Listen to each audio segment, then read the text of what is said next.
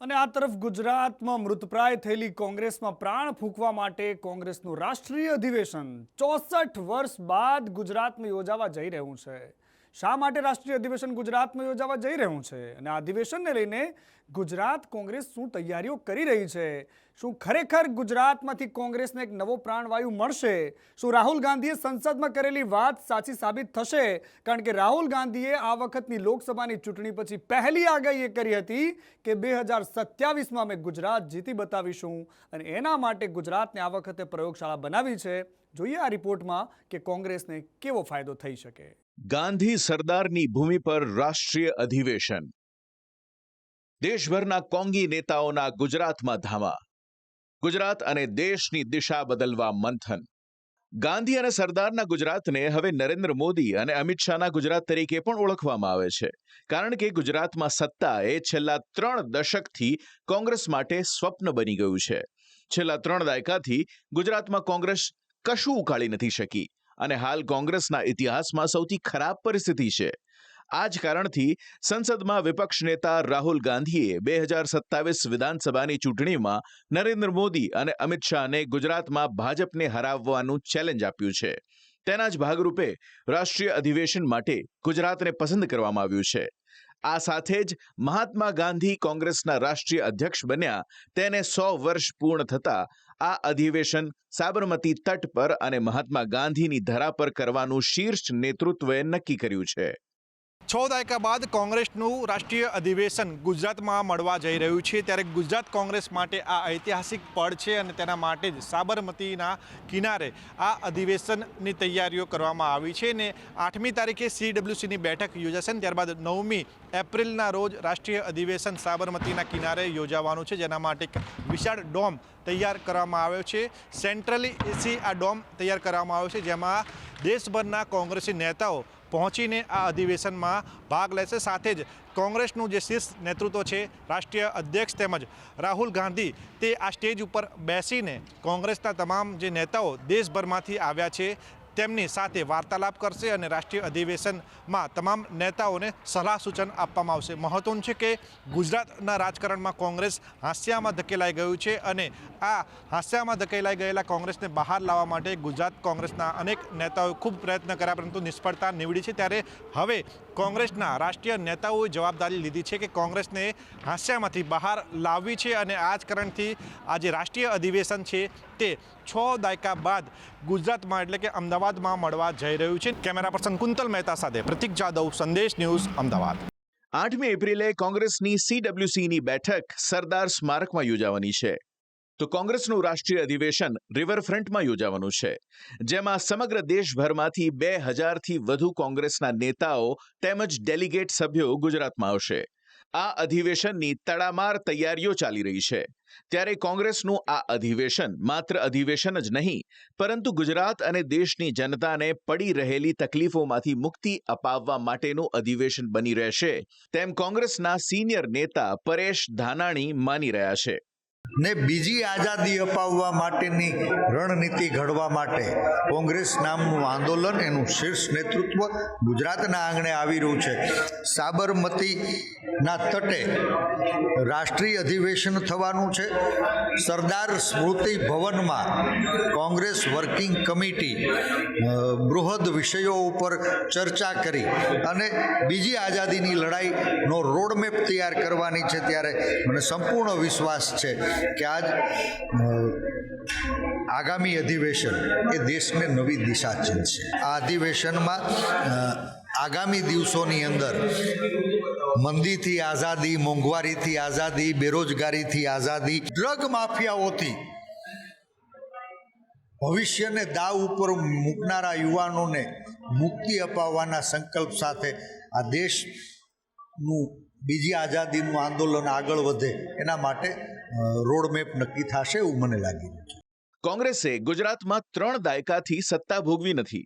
તેની પાછળના કારણો પૈકીનું એક કારણ એ પણ છે કે પ્રદેશ કોંગ્રેસ પાસે કોઈ આકર્ષક ચહેરો કે પછી જેને માસ લીડર કહેવાય તેવો મોટો ચહેરો નથી, જેના કારણે ગુજરાતના નેતાઓએ સોનિયા ગાંધી, રાહુલ ગાંધી કે પ્રિયંકા ગાંધી જેવા રાષ્ટ્રીય નેતૃત્વ પર નિર્ભર રહેવું પડે છે।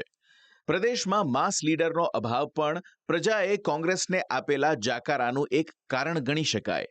આ ઉપરાંત નેતાઓનો જૂથવાદ પણ પ્રદેશ કોંગ્રેસની નિષ્ફળતા પાછળનું એક કારણ માની શકાય. ચૂંટણી સમયે ટિકિટ ફાળવણીમાં કે પછી કોઈ નિયુક્તિમાં વાલા દવાલા નીતિ અપનાવાતી હોવાનો આરોપ ઘણીવાર કોંગ્રેસના કાર્યકરો જ લગાવી ચૂક્યા છે.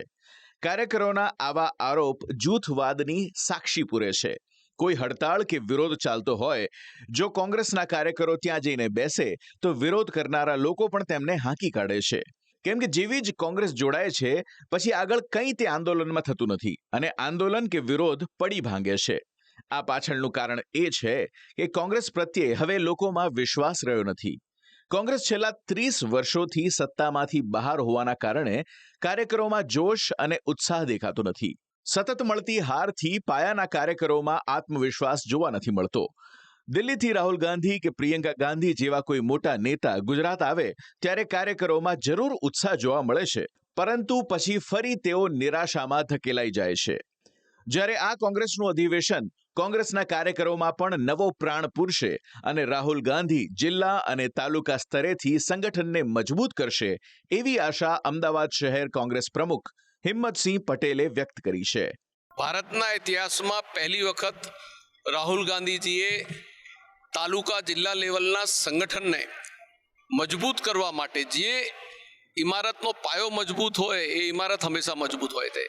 આપને હું જૂની યાદ અપાવું કે રાજીવ ગાંધી જ્યારે આ દેશના વડાપ્રધાન હતા ત્યારે એમને સ્થાનિક સ્વરાજની સંસ્થાઓમાં 33% મહિલાઓને અનામત અને પંચાયતી રાજ યોજનાઓને સત્તા આપી અને શહેરોની અંદર પણ એને જે મેયરોને પણ સત્તા આપવાની અંદર જે અધિનિયમ લાયા અને પાર્લામેન્ટમાં સંસદમાં એ ખરડો પાસ કર્યો કે સ્થાનિક સ્વરાજની સંસ્થા હોય ત્યાં પણ જે પણ ચૂંટાયેલા પ્રતિનિધિ હોય એને સત્તા હોવી જોઈએ અને એના કારણે સ્થાનિક લેવલે વિકાસ થઈ શકે. એ જ રીતે રાહુલ ગાંધીજીએ પણ સંગઠનની અંદર જિલ્લા લેવલે જે પણ પ્રમુખો હોય એ સિનિયર હોય છે, એમને ફ્રી હેન્ડ મળવું જોઈએ, સંગઠનની અંદર એ કામ કરી શકે, એ તમામ રીતે એ લોકોને સત્તા મળવી જોઈએ અને ફ્રીડમ મળવું જોઈએ. આગામી 8 એપ્રિલના અમદાવાદમાં ભારતીય કોંગ્રેસનું રાષ્ટ્રીય અધિવેશન યોજાવા જઈ રહ્યું છે. ત્યારે દેશભરમાંથી 1840થી વધુ ડેલિગેટ્સ ફ્લાઇટ અને ટ્રેનમાં અમદાવાદ ખાતે આવવાના છે. 7 એપ્રિલ સવારથી ડેલિગેટ અમદાવાદ આવશે અને 10મી એપ્રિલ સુધી ડેલિગેટ પરત ફરશે, જેને લઈને ગુજરાત કોંગ્રેસ દ્વારા તમામની રહેવાથી લઈને લાવવા લઈ જવા સહિતની તમામ વ્યવસ્થા કરી દેવામાં આવી છે. અમદાવાદમાં અલગ અલગ સ્થળો પર યોજાનારા કાર્યક્રમોની તૈયારીઓને આખરી ઓપ આપી દેવામાં આવ્યો છે. કોંગ્રેસના નેતાઓએ આજે કાર્યક્રમ સ્થળોની મુલાકાત કરી સમીક્ષા કરી હતી. કોંગ્રેસના અધિવેશનમાં આવનાર ડેલિગેટ્સ માટે પ્રદેશના નેતાઓએ વ્યવસ્થા કરી છે. 1840થી વધુ ડેલિગેટ્સ આવશે અધિવેશનમાં.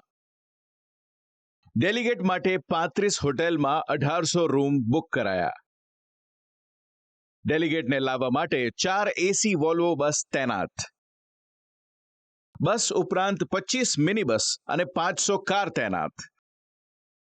CWCના 169 સભ્યો માટે 4 એસી વોલ્વો બસ તૈનાત.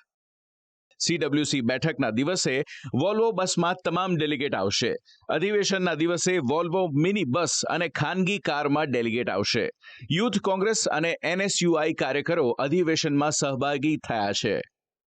કાર્યકરો પોતાની કાર અને ડ્રાઈવર अधिवेशनના डेलीगेट ने लाववा लई जवा माटे अपाशे।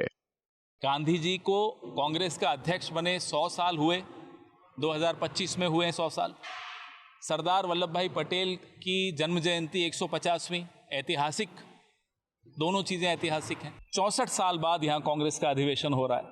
जब भावनगर में हुआ था तो 1961 में तो पंडित जवाहरलाल नेहरू ने उस कार्यक्रम का जो जगह है उसका नाम सरदार नगर रखा था, सरदार पटेल की याद में, उन्हीं के लिए, उनको श्रद्धांजलि देने के लिए। तो ये बड़ा ऐतिहासिक ज़मीन रही है। कांग्रेस का गुजरात से जन्म जन्म का रिश्ता है और डीएनए कांग्रेस का जो है वो गुजरात का डीएनए मैच करता है। અમદાવાદમાં આગામી 8-9 એપ્રિલના રોજ યોજાનારા અધિવેશનમાં ગુજરાત અને દેશને કોંગ્રેસ નવી દિશા અને દશા નક્કી કરવા માટેની રણનીતિ બનાવવામાં આવશે। આ અધિવેશનથી ગુજરાતના રાજકારણમાં હાંસિયામાં ધકેલાઈ ગયેલી કોંગ્રેસ બહાર આવશે કે કેમ તે વિધાનસભા 2027ની ચૂંટણીના પરિણામ જ બતાવશે. બ્યુરો રિપોર્ટ, સંદેશ ન્યૂઝ.